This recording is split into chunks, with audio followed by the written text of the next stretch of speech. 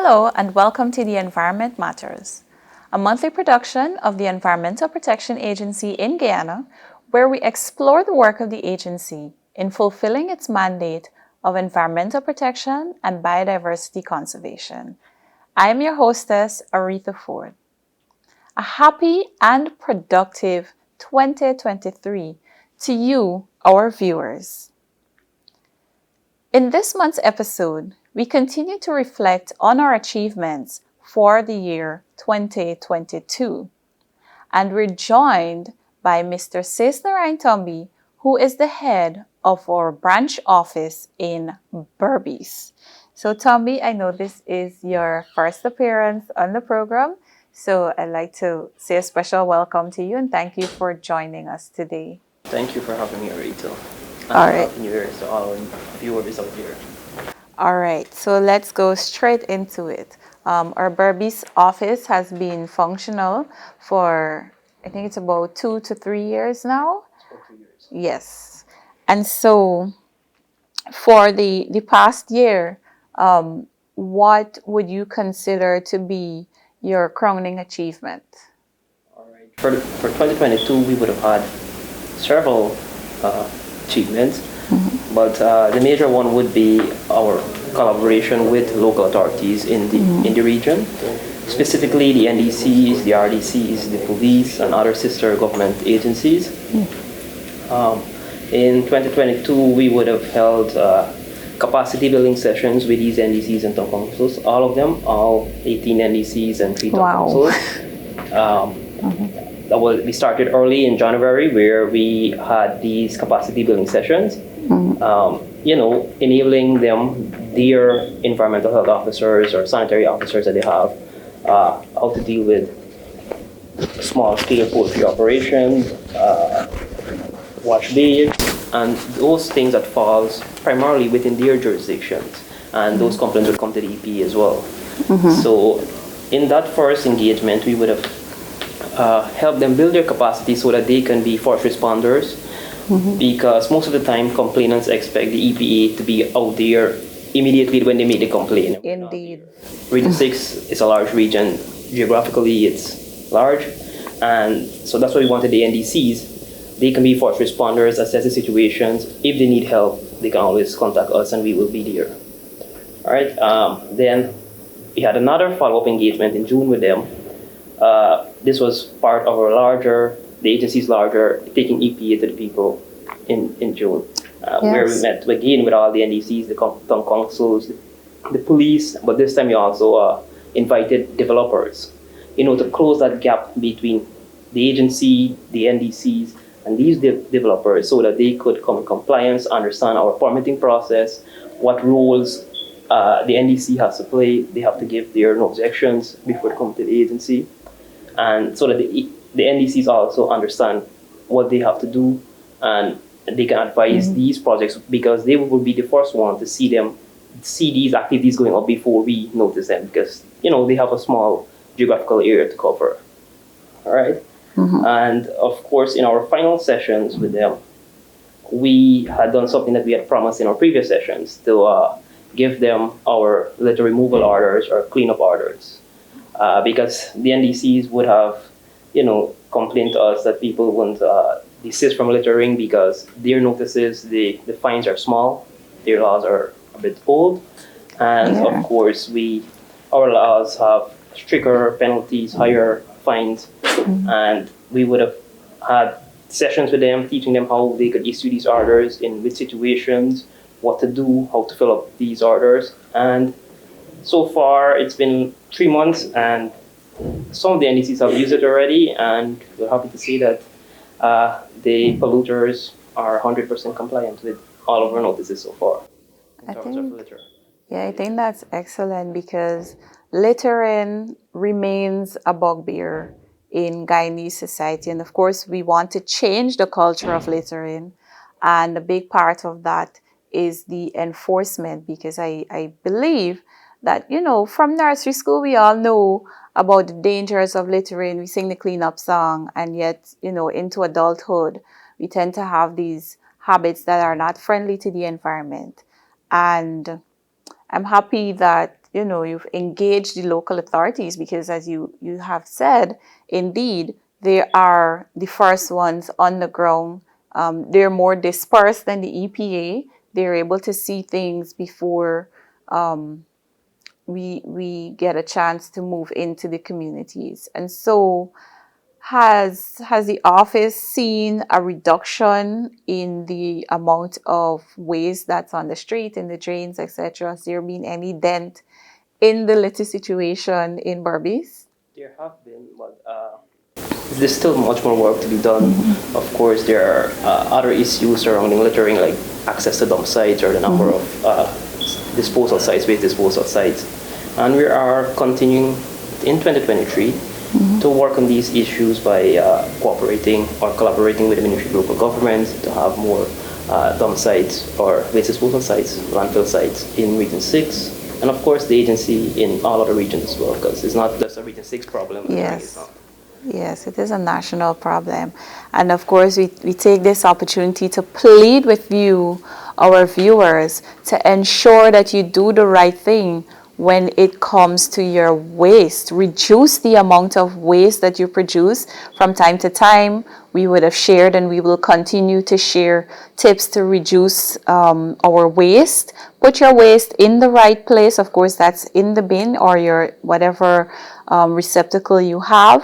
And of course, we don't want to have to come in and issue any of those fines. So, Tommy, I know that we were speaking earlier and we did talk about the agency's engagement with environmental clubs. So for those youth-based organizations, the schools, of course, the EPA will be more frequent in its engagement with those organizations. So we look forward to greater collaboration between our head office and our Berbice office. Is there anything you would like to share in closing? What can the public expect from the Berbice office in 2023? As from the Berbice office and from the agency as a whole, we are there to assist the public, complainants, polluters, developers, whoever it is that comes into us, and we will work with them to get them, whether it's into compliance or assist them in addressing a particular issue that they're having. All right, and we will continue to do that in 2023 through engagements. There are a lot of engagements planned for 2023 to continue from where we left off in 2022. All right, excellent. And of course, if you would like to contact the officers from our Berbice office, you can visit. We are located next to the WIM post office. Yeah, so, Tommy, thank you, or I should say, Mr. Tomby, thank you very much for joining us and, of course, taking time out to share with the public what are some of the achievements from last year. Thank you for having me. It's been wonderful. We're now joined by the head of department for the Technical Services Department at the EPA, someone who's no stranger to your audience, Ms. Tashana Redmond George. So Tashana, I know you have quite a lot under your department's portfolio, and of course we will be doing our public no justice in trying to condense some crowning achievements for the Technical Services Department for 2022, but we'll try to squeeze one or two in. So could you kindly share with us? Yes, Arisa, thank you for having me on the program again. 2022 was a very busy year for us. We welcomed new staff on board. We welcomed additional monitoring equipment on board as well. And we were privy to training and capacity building for our staff within the department as well. Okay. With the resources given to us, we focused on hotspot areas, key areas to determine the impact development was having on the environment and whether or not the emissions were above the required thresholds.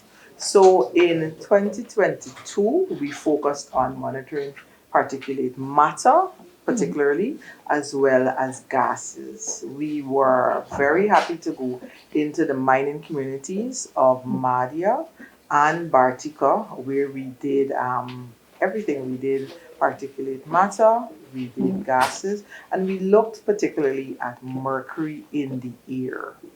We would have worked with gold buying shops to determine whether the systems they have in place were effective to capture the mercury released from the burning of gold, the gold amalgam. Um, we are happy that persons were receptive and responsive, were happy to receive the information and ask that we return. So, Okay. coming out of that, we would have drafted guidelines for gold buying shop previously, and some of the recommendations coming out of those interactions, we will look to strengthen and have those guidelines finalized in the year 2023. So we were able to look at mercury in particular. As you're aware, Guyana has signed on to the Minamata Convention and there Correct. are obligations related to that. So in 2023, we look forward to implementation activities to support the implementation of the National Action Plan, right? Focused on the Minamata Convention, All right? right. So I know that your department has absorbed the function of the biodiversity research process. So can you share with us some progress on that? Okay, most definitely. As you're well aware, Guyana is home to an abundance of biodiversity. And while we are familiar with some, there are many species yet to be discovered. So during the year 2022, we would have welcomed researchers from different parts of the world coming in to Guyana to conduct research on our flora or fauna, particularly in the hinterland, in the interior regions. They are required to submit or share with us their findings, and some of them have already met those timelines.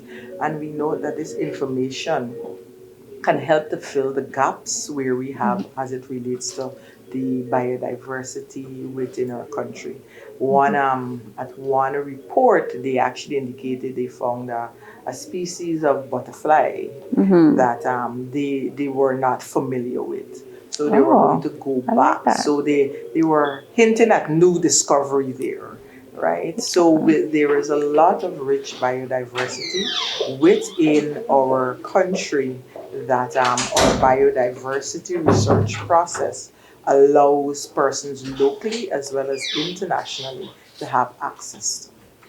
Yes, and I know new scientific discoveries are always exciting for Guyana, and I'm sure your department would have been excited Yes. at being a part of that process. Yeah. So, in closing, there are quite a few portfolios attached to the Technical Services Department, and 2022 has seen a lot of mention of radiation and storage of radioactive materials, etc. So, is there any advancement that we've made towards permitting and monitoring operations that are associated with radiation? Definitely. As I indicated in our earlier, we welcomed additional radiation detection equipment that gives us the capabilities to detect radiation, identify the source, the radioactive source, as well, and from that we can be able to determine the restricted area should there be needed to prevent public exposure to radiation. Additionally, we would have had staff members that would have benefited from training. We have one staff member who did a training, nuclear safeguards training program with the International Atomic Energy Agency, as well as persons would have been trained in the use of radiation detection equipment. So given the growing skills and competencies within our department, as well as our continuous support from the International Atomic Energy Agency, we will be able to effectively manage radioactive sources and nuclear materials in Guyana. So the public can rest assured that it's something that we are concerned about, and we continue to give our time and energy to being able to address. All right, thank you so much for joining us, Tishana. We're now joined by Ms. Karen Small, who is the head of the forestry unit here at the EPA. And you know, they say we save the best for last, because our forests, our crown jewel of Guyana, house so much of our biodiversity. They play an important role in climate change and livelihoods. They're home to our indigenous people. And of course, we can go on and on about the many benefits of having standing forests. And of course, Karen, your unit is essential to Guyana maintaining this forest cover. So let's talk about one or two of your crowning achievements for the year 2022. Okay, thank you, Arita, for that introduction.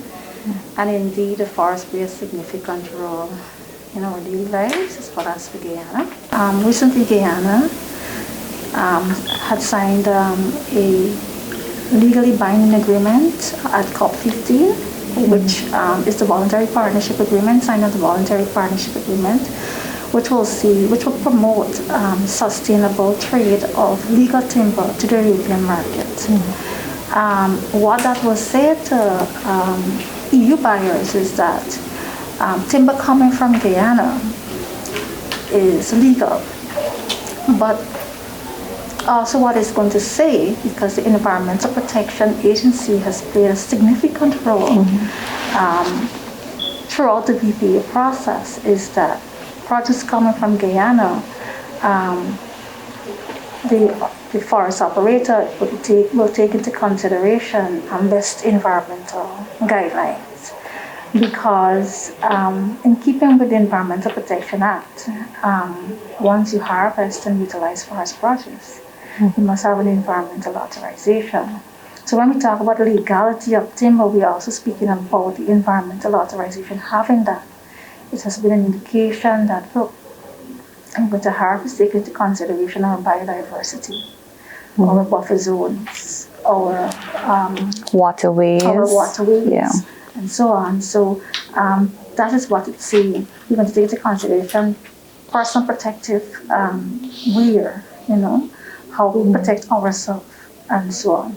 So that is what you have to see it as. We played a very significant role in this process, and for us, that has been an achievement, that signing, because we've done a number of collaboration with the GFC, sensitizing operators on the environmental authorization process.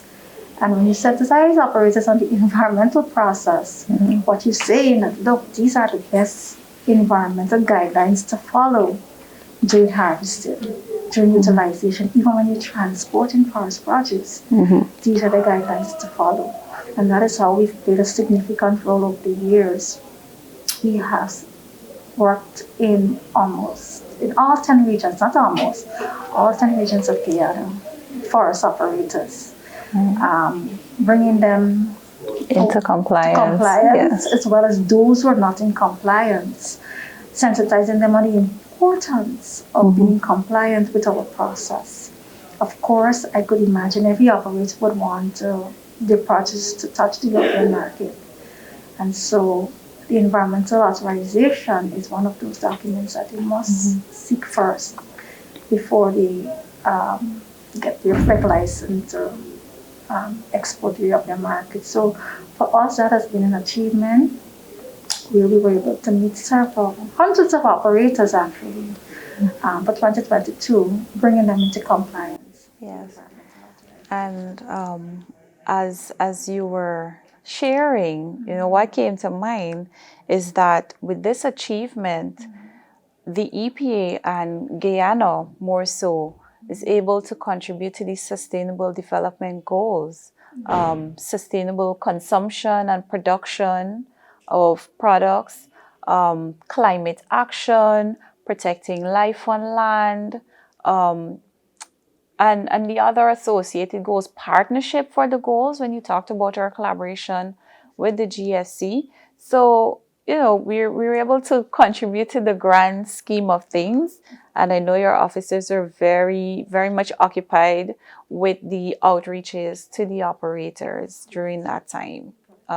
So I know you wanted to talk about another achievement of the forestry unit. So I'll give you the opportunity to share that with our audience. So the one good thing about the agency is that we have set aside a unit that will specifically look at forest operations. And that in itself is an achievement that the forestry sector, there is preference. They have been recognized its important role. Our officers have been working with various operators. Of course, for 2022 and over the years, they've also worked with operators closely ensuring that they meet our process. Yeah, so I know that for the past year, one of the things that has been high on the agency's agenda is addressing environmental complaints. And your unit would have been instrumental in that because we do, audience, from time to time, more often than not, receive complaints about different forestry operations, whether it be sawmills, lumber yards, and so on. So maybe you can touch a bit on the role of the forestry unit in addressing these environmental complaints. Yes, of course, we have done, of course, we receive numerous complaints. On a regular, but last year we've received substantial complaints, particularly for the furniture operations. And one of the things that we did, we conducted numerous capacity building workshops, particularly with operators on the East Coast, because the East Coast is while it's a hub, it's also a hotspot. Yes, it is a hot zone for a wide number of complaints. And furniture operations are one of those. And so we work with the operators. We see this as an achievement. I'll tell you why in a few, but we've worked with 35 furniture establishments and operators, building the capacity on best environmental guidelines within their operation.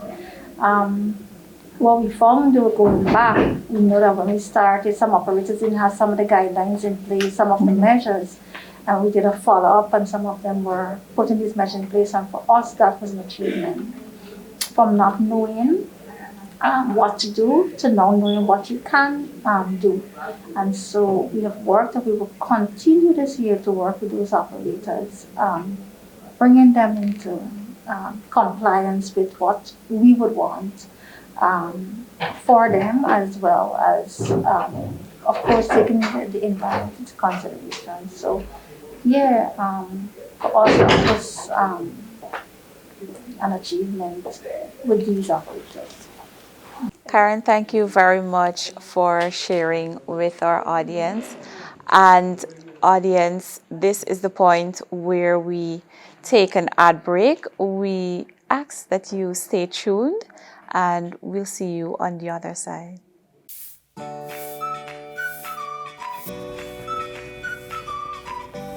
Miss Sonia, wait, I want to ask you something. Oh gosh, Morning, Miss Sonia. Morning, Miss Cheryl. I'm late for work.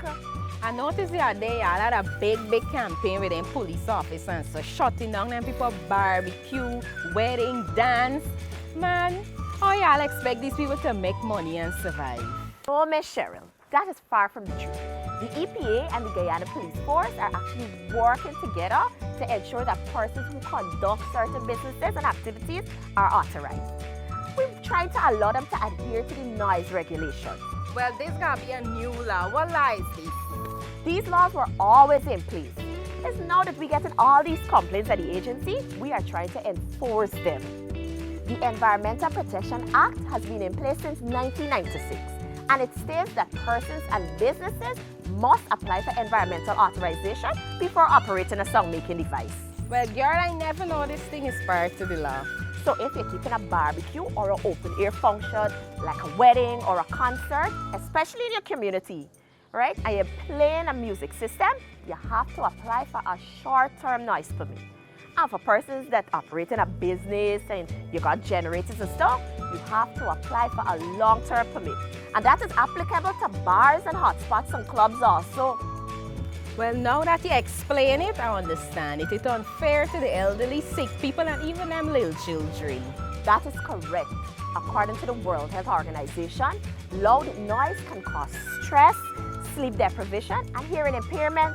And I'm sure you wouldn't want that. Oh, now I understand. Thank you for explaining it, Miss Sonia. For more information, you can contact the EPA at 225-5471 or visit our office at Ganji Street, North Sophia, Georgetown.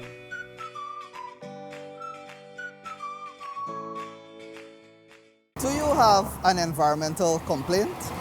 Then the Environmental Protection Agency wishes to advise that you can report an environmental complaint at the agency via one of the following. You can call our 24-hour hotline number at 225-5469, or you can drop us an email at complaints@epaguyana.org.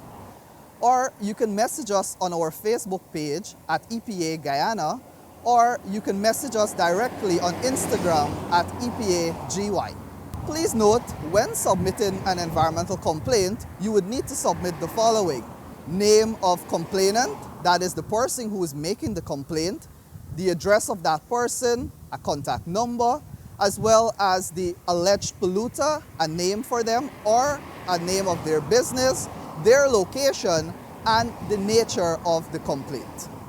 For further information, you can visit our agency's head office at Ganji Street, Sophia, or you can visit one of the regional offices to make your environmental complaint. You can visit our WIM office in the Quarantine or our Linden office in the Lynn Building, Mackenzie, Linden. Please note that all information collected from the public will be treated with the strictest confidence. However, complainants should be willing to attend court and testify should the matter require legal action. Welcome back to the Environment Matters. Thank you for staying tuned with us. On the first half of our program, we continued sharing our achievements in 2022. And joining us, we're very privileged to have, for the very first time on the program, the Executive Director of the EPA, Mr. Kemraj Parasram, and he will continue the trend. We'll hear from the ED's perspective what were some of the key achievements of the EPA last year, 2022. So, Mr. Parasram, welcome to the program. Thank you so much, Arita, and good morning, good day to the viewers out there and all of Guyana. Yes, so I know there's so much to cover. 2022 was a very busy year for the EPA, one of the largest budgets for the agency. And so let's get, in a nutshell, what do you think were some of the principal achievements of the agency during the past year?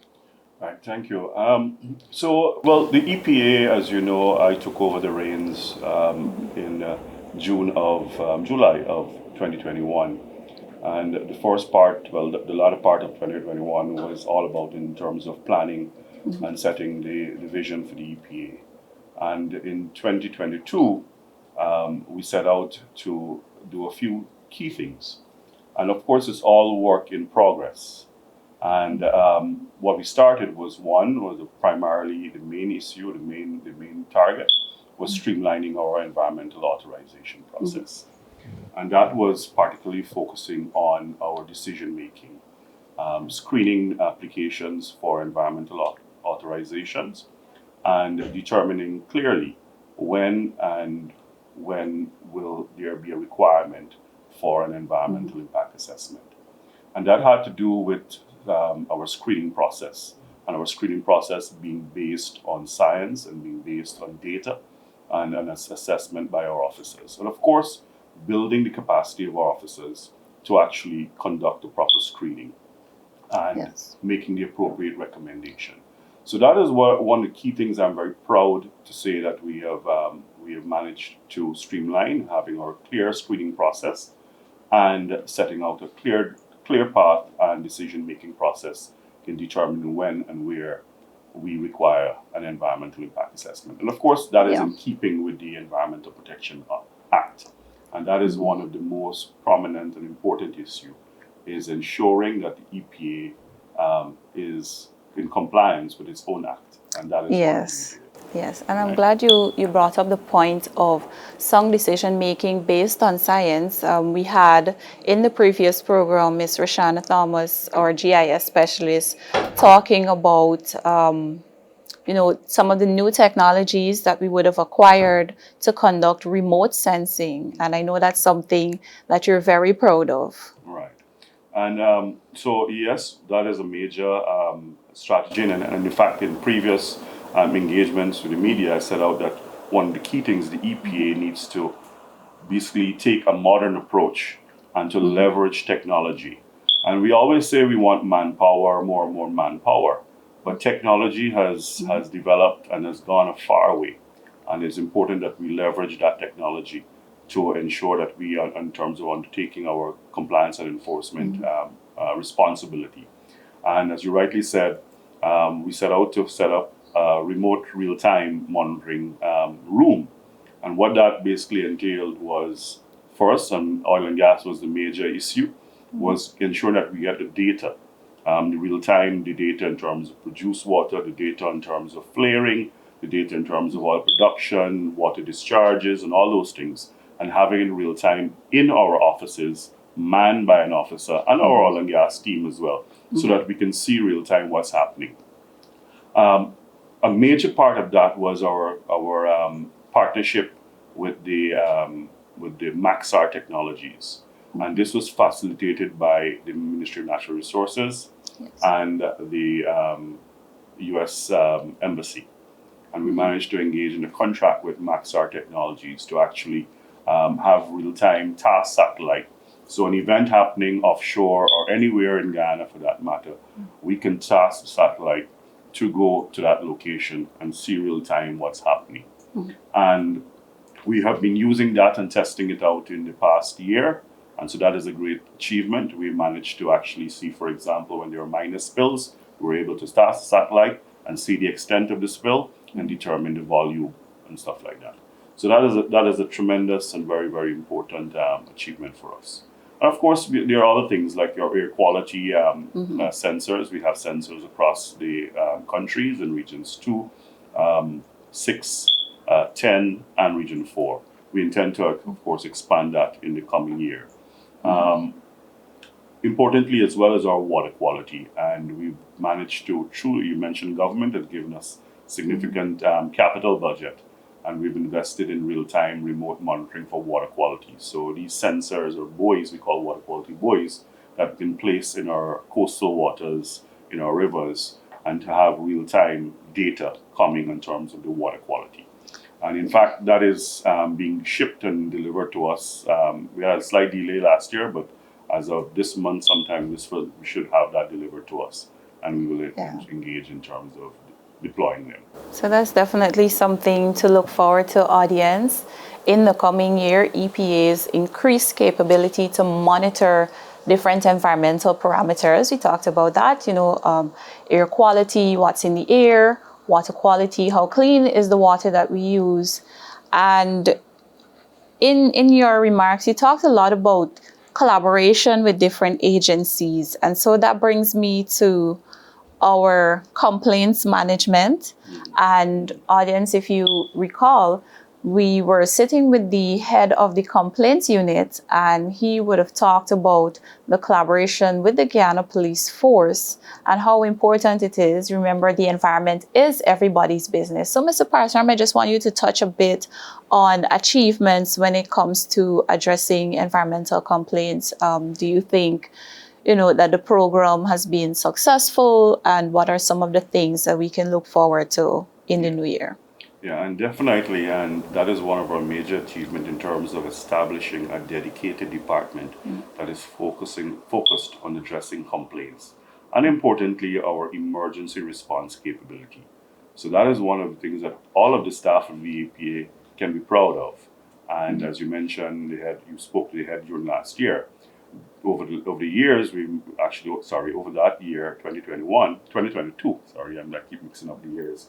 Yeah. But we were able to increase the number of staff that year. We were able to actually set a dedicated emergency response vehicle so we can respond at any time, and it's always on standby. So if there's an emergency reported, the staff can quickly jump in that vehicle, and that vehicle has the suite of equipment required and necessary for actually investigating and responding to an emergency. In terms of the complaints and our partnership, that is one of our key objectives for 2022, was to engage our partners through collaboration. And I mentioned, the EPA's approach to regulation is not one just strictly bent or focused on the big stick, but it's important that we take an approach of partnership, collaboration, of facilitation. And we can't do everything by ourselves. They're co-regulators.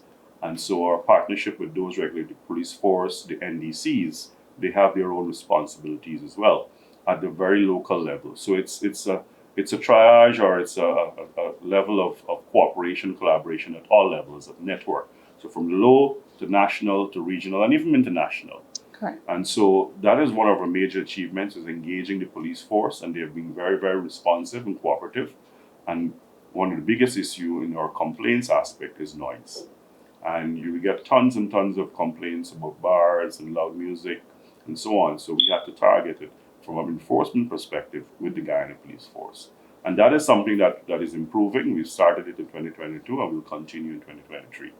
Even with the NDCs, in terms of responding to simple matters of odor from chicken rearing or from swine rearing and all these different aspects, is engaging the NDC as first responders to play their part in investigating or reporting to us. And when it's necessary for the EPA to take enforcement action, we will then take that.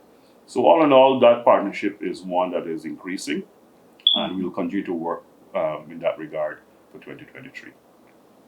All right. Importantly, though, Yes. I also want, and we're talking about technology, is the capabilities of our staff in terms of utilizing technology, not just monitoring in-house, but going in the fields with modern technology, so we can actually take notes and data in the field through tablets and through what we call Kobo Collect, that you can actually take that in the field, and immediately that data is uploaded to EPA website.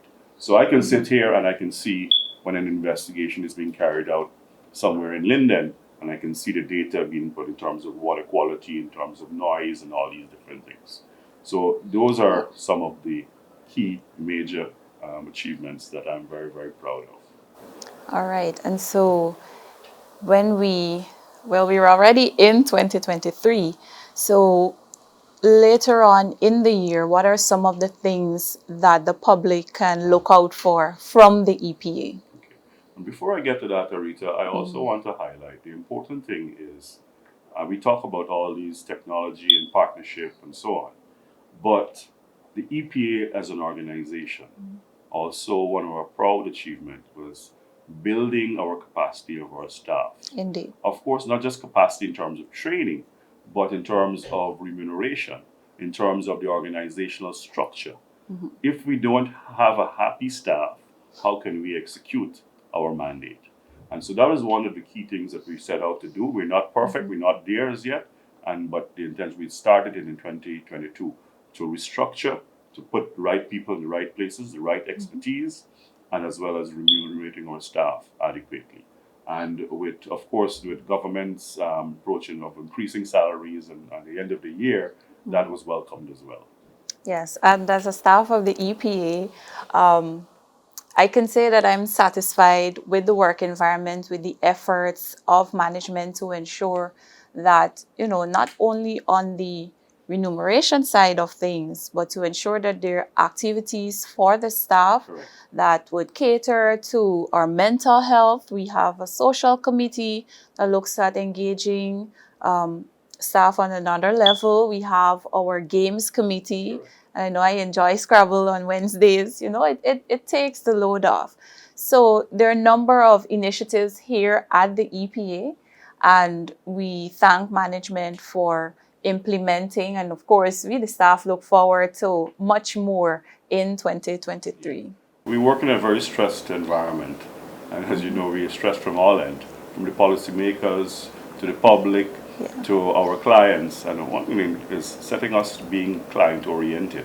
Yeah. So, of course, if our staff is we're not prepared and relaxed, we work hard, we play hard as well.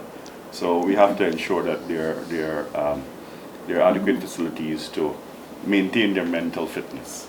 Yes, indeed. All right. But going to your question of in terms of 2023, as I mentioned, the work in progress. What we started in 2022 will continue into 2023. But the important thing, and we're currently now working on a strategic plan. And that strategic plan aims to set out clearly, document clearly where we want to go in the next 3 to 5 years. And then, of course, break that down to annual work plans. And one of the most important things in that strategic plan is setting the EPA to be what we call next generation compliance and enforcement. It's a nice buzzword, but I didn't coin that. There are other EPAs around the globe. In a few years, the US EPA had taken that approach of next generation compliance. And we are learning from those EPAs elsewhere and how we can, they had similar situation and issues and how we can build our capability. So what is next generation compliance? I was going to ask. Next generation compliance and enforcement has several aspects. One is setting the right appropriate rules. Rules meaning our permit conditions. We have the framework, we have legislation, we have the act, we have the regulations. But the important thing, as I mentioned, we streamlined our screening and decision-making process. But what does that transfer to or translate to? It is our permits. So writing clear permit conditions that the regulated community can comply with and understand. If they don't understand it, they can comply. Implement, exactly. Right? So we have to make sure that we write appropriate, clear, specific, practical rules that they can comply. So that's the one key thing. And then I mentioned technology. It's leveraging technology. We have AI, artificial intelligence. We have data analytics. And the oil and gas sector, one of the achievements last year was to start the process of what you call data, and then I can't remember the acronym, but basically collecting data from the regulated community in case the oil operators offshore. In the past, they used to submit huge reports with tons and tons of data, but it's actually making that in an electronic format so that it could be analyzed quickly, utilizing AI, for example. So I don't have to have, I mentioned, different number of staff, but with AI and with that technology, we can automate the analysis of data and spikes and breaches and quickly alert us on cases where there may be breaches. So it is leveraging that technology, leveraging data analytics, and building our capacity for that. So that is one of the key things. And I mentioned having data collection in the field, real-time feeding back. So it's all in all linked to that aspect. So it's important, again, I can't stress more than what the use of technology and leveraging technology and the importance of that. Yes, we will have manpower, but I believe in technology ensuring, helping us in achieving our goals and regulating Yes. them. And we are in the digital age, and so if we are to advance as a society, if we are to advance as an agency, we definitely need to leverage the power of technology. And so you talk a lot about compliance, and if you can just touch for a few minutes on the proposed or the draft regulations that we have for compliance and enforcement. So a few years ago, we had drafted compliance and enforcement regulations. And it was our intention here, as again, the focus of this year and in the next 3 years is to strengthen our compliance and enforcement capability. It's all good when we authorize and we issue permits to developers. The important or the hard work comes in is ensuring that there is compliance with those permits. And so what we're doing here is taking a risk-based approach. We've been doing that, but it has not been organized. The intention this year is to ensure that our staff, all the various sectors from oil and gas to mining to forestry to agriculture, set a clear program for compliance inspections and setting the program so based on risk. What is risk? Imagine us just running helter-skelter every single operation. We can't. It's very impractical. So we have to focus our compliance inspections and monitoring based on medium to high risk projects. What are the projects, what are the activities that will have the most significant risk and that you want to ensure that you keep that risk to a level that is not significant. Right. So our staff will be trained in setting up that targeted strategy of compliance and enforcement going forward. Apart from that, it is having we mentioned the complaints unit, but having authorized officers. So now there's a level of enforcement that is required. And we can't have any and all person going about there and investigating and then applying penalties, both civil, administrative penalties, as well as criminal charges. We have to have trained, authorized persons, similar with the power of a police, powers of arrest. And so that those regulations provide that capability, and it's our intention to have those regulations passed in Parliament. So that will give us the powers of power of arrest and all these things, and all the other things that I mentioned. Yes, and of course So thereby strengthening the capability of the EPA to really protect the environment, as we've been doing all along. Yeah. Yes. All right, so in closing off, we know that the human resource of any country, any agency is the most important. So do we have any other plans in place for the human resources at the EPA? How are we moving in terms of decentralization? Are there any plans in the pipeline for establishment of offices or strengthened collaboration going forward? Yeah. Well, as you're aware, and the public is aware, we have two offices, outlying offices, one in Berbice, in WIM, and then one in Linden, in Region 10. Last year, actually, we started having a more dedicated presence in Region 2, for example. We don't have an office there as yet, but we have on a monthly basis staff going up there and serving the Region 2 in terms of the environmental issues. We are considering establishing an office there as well. So is that expansion and decentralization will continue as we go into 2023 and beyond. We have a dedicated HR department now, well staffed with a director and an HR officer, as well as training officers. I mentioned in the past that training is a significant aspect in terms of bolstering our human resources. And training that is targeted and it is focused on our work that we need to do. And I mentioned the enforcement capabilities training. We talk about training regarding in terms of data analytics, in terms of AI. So all these things will have to be consolidated, and the HR department will set that program of specific training, both on the job as well as formal training, whether it's in seminars, whether it's training overseas, and all these things. So that is in play as we go along. The key thing is a mix between human resources and the technology to support the human resources. All right. So, ladies and gentlemen, we want to give a special thank you to Mr. Parsram for taking time out of his very, very busy schedule to share with us some of the achievements and things that we can look forward to in 2023. And that, ladies and gentlemen, brings us to the end of our program. Do stay connected to the EPA by picking up a copy of the Sunday Chronicle or the Guyana Times, or you can pick up a copy of both to read our weekly columns. You can tune into your favorite radio station. We have our bi-weekly radio interviews. We are on Guyana Today on NCN, and of course we invite you to like and follow us on social media. We're on Facebook, Instagram, and you can subscribe to our YouTube channel. And of course, this program is going to be broadcast on your favorite station, NCN Channel 11. Once again, a very, very happy new year to you and your families. Stay safe, everyone, and remember to respect each other and the environment. Thank you. At the Environmental Protection Agency, we believe that the environment is everybody's business. We can start caring for our planet by becoming more environmentally friendly in our everyday actions.